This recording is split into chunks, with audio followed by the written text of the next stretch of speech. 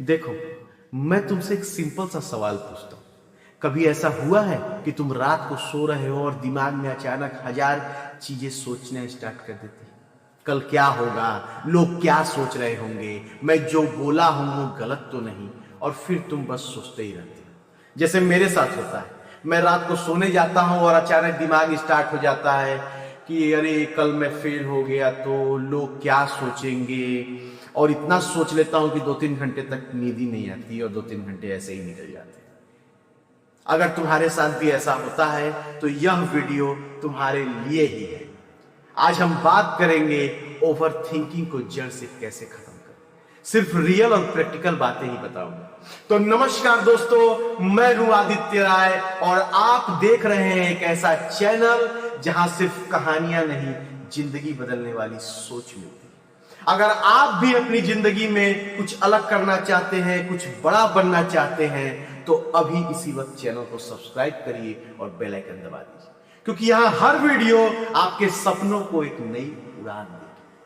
तो चलिए शुरू करते हैं आज का एक जबरदस्त वीडियो जो आपकी जिंदगी बदल देगी। सबसे पहले एक बात समझ लो, ओवर थिंकिंग कोई प्रॉब्लम नहीं है, यह तुम्हारे दिमाग की सर्वाइवल हैबिट है।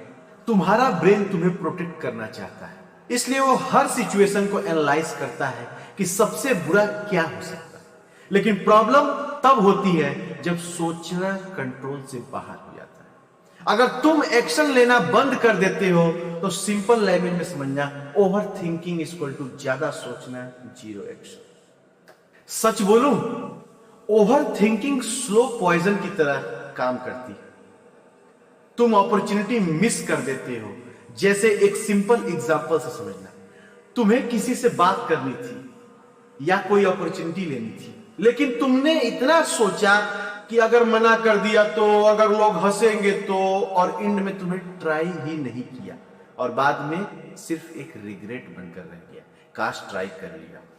तुम कॉन्फिडेंस लूज कर देते हो, तुम खुद पर डाउट करने लगते हो, और सबसे डेंजरस चीज, तुम जीना कम और सोचना ज्यादा स्टार्ट कर देते हो। अब मैं तुम्हें एक रियल रीजन बताता हूं।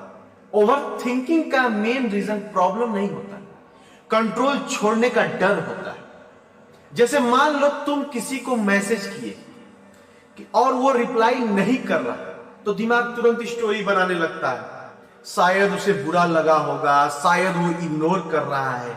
जबकि रियलिटी सिंपल होती है, शायद वो बिजी हो, लेकिन तुम्हारा ब्रेन कंट्रोल चाहता ही नहीं, और जब कंट्रोल नहीं मिलता, ओवर थिंकिंग स्टार्ट हो जाती है। अब तुमको मैं कुछ पावरफुल स्टेप्स दूंगा जिसे यूज करके तुम अपनी ओवर थिंकिंग खत्म कर सकते हो। स्टेप 1, सोच को पकड़ो। जब भी ओवर थिंकिंग स्टार्ट हो, रुक जाओ और अपने आप से पूछो, मैं अभी क्या सोच रहा हूं, क्या यह रियल है या इमेजिनेशन है। जैसे एक बार मैं खुद को ओवर थिंकिंग कर रहा था, फिर मैंने खुद से पूछा, मैं प्रॉब्लम सॉल्व कर रहा हूं या बस टेंशन ले रहा हूं, और मेरा जवाब था, बस टेंशन ले रहे। स्टेप 2, सबसे बुरे केस को भी एक्सेप्ट करो। अपने आप से बोलो, ठीक है, अगर लोगों को बुरा लग गया तो। जैसे अगर मैं वीडियो बनाऊं और लोगों को पसंद ना आए तो सबसे बुरा क्या होगा? कुछ लोग स्किप कर देंगे, कुछ निगेटिव कमेंट देंगे, लेकिन मैं सीख जाऊंगा ना। जैसे ही तुम सबसे बुरे समय को एक्सेप्ट करने लगते हो, डर अपने आप खत्म हो जाता है। Step 3, action. ओवर थिंकिंग का इलाज है एक्शन।